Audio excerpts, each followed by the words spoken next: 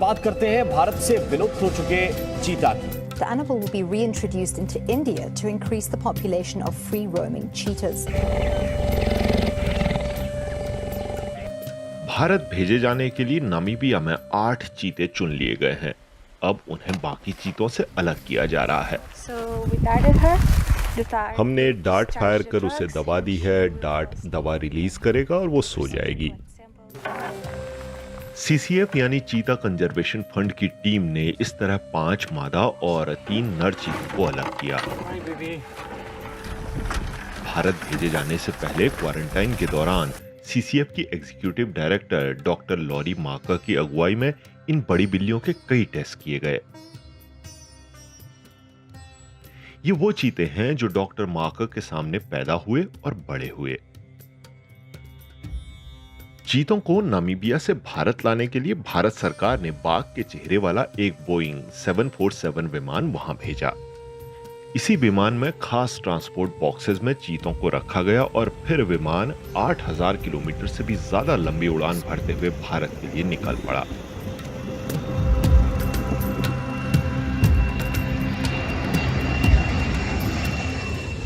इस बीच मध्य प्रदेश के Kuno national park में कई साल से चल रही तैयारियां भी पूरी कर ली गई। भारत में चीते यानी एक नई उम्मीद। 1972 में भारत में वाइल्ड लाइफ प्रोटेक्शन एक्ट आया और उसमें भी चीता का जिक्र था, लेकिन तब तक तो चीता भारत से गायब हो चुके थे। फिर एक्ट में उनका जिक्र करने की क्या जरूरत थी? असल में कुछ अधिकारियों को उम्मीद थी कि वो ईरान से कुछ एशियाई चीते भारत लाएंगे और भारत में चीतों को फिर से बसाएंगे। ईरान के साथ 1970 के दशक में इस पर बातचीत भी हुई, लेकिन मामला आगे नहीं बढ़ सका। अब जाकर ये सपना हकीकत में बदल रहा है, लेकिन ये हुआ कैसे? 2009 की कॉन्फ्रेंस के बाद उन्होंने मुझे मध्य प्रदेश के कूनो आकर चीता के लिए चुनी गई जगह देखने का न्योता दिया। वो बहुत बढ़िया थी। आहार अच्छी मात्रा में था। चीता के लिए वो एक परफेक्ट प्राकृतिक बसेरा था। फिर हमने वहां की सरकार के साथ एक मास्टर प्लान बनाया। मैं इसीलिए वहां थी।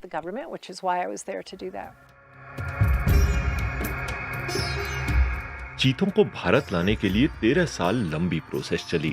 इस दौरान सीसीएफ और भारत के अधिकारियों के बीच कई बैठकें और इंस्पेक्शन विजिट्स होते रहे।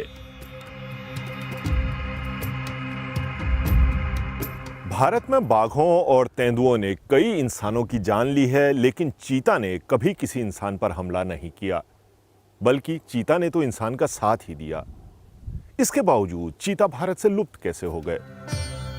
चीता ये शब्द संस्कृत के चित्रका से जोड़ा जाता है। वैज्ञानिकों का अनुमान है कि 19वीं सदी से पहले अफ्रीका से लेकर भारत और चीन तक चीतों की अच्छी खासी संख्या थी। 12वीं शताब्दी के कुछ दस्तावेजों में चालुक्य राजा सोमेश्वरा के कैदी चीतों का जिक्र है।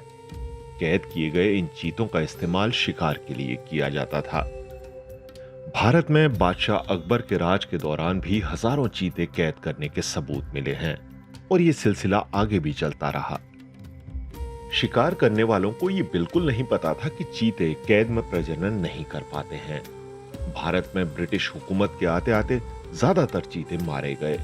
जो बचे भी थे उन्हें ब्रिटिश अधिकारियों की जंगल साफ करो की नीति उजाड़ दी गई। पर्यावरण इतिहासकार महेश रंगराजन के मुताबिक सिंध में ब्रिटिश हुकूमत चीते के शावक को मारने के बदले 6 रुपया और बड़े चीते को मारने के बदले 12 रुपया देती थी। 1947 में सरगुजा के महाराजा रामानुज प्रताप सिंह देव ने भारत के आखिरी 3 चीते भी खत्म कर दिए। इसके 5 साल बाद 1952 में आधिकारिक रूप से एशियाई चीतों को भारत में विलुप्त घोषित कर दिया गया। ऐसा ही हाल ईरान को छोड़कर बाकी एशियाई देशों का भी हुआ। लेकिन इसके कई दशक बाद अमेरिका में हुए एक एक्सपेरिमेंट ने भारत को नई उम्मीदें दी। चीता के लुप्त होने के पीछे मौजूद सबसे बड़े खतरे पर काम किया जा चुका है। ये कारण थे निजी शिकार और शिकार के लिए जबरन वन्य जीवों को कैद करना। ये खतरा खत्म हो चुका है। वाइल्ड लाइफ प्रोटेक्शन एक्ट देश में हर तरह के शिकार को रोकता है। हमारे पास ऐसे कई संरक्षित और बड़े इलाके हैं जहां चीतों को बसाया जा सकता है।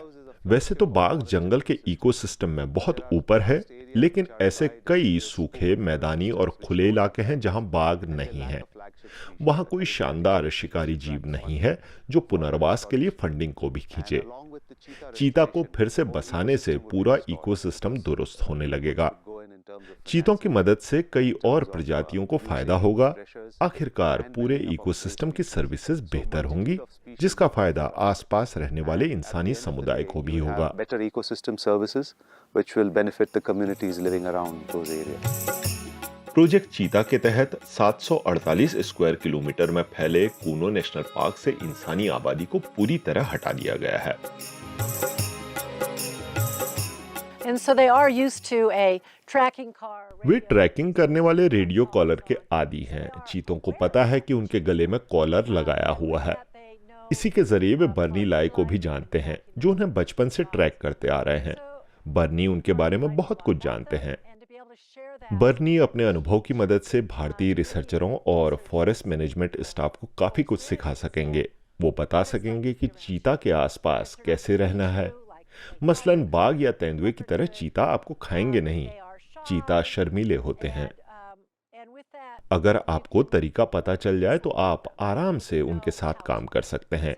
यही चीजें हमारे काम का हिस्सा हैं, एनिमल मैनेजमेंट। बहुत ज्यादा मेडिकल इश्यूज नहीं आएंगे।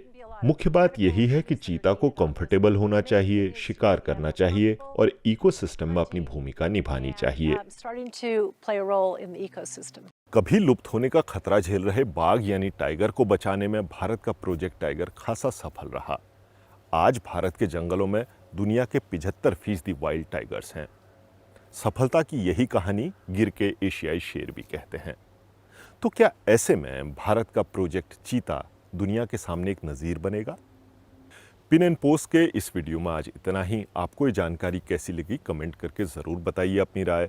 अगर आपको ये इन्फॉर्मेशन अच्छी लगी तो इसे और लोगों के साथ भी शेयर कीजिए। पिन एंड पोस्ट को सब्सक्राइब कीजिए। अगले वीडियो में एक और इंटरेस्टिंग टॉपिक के साथ आप लोगों से फिर होगी मुलाकात। नमस्कार।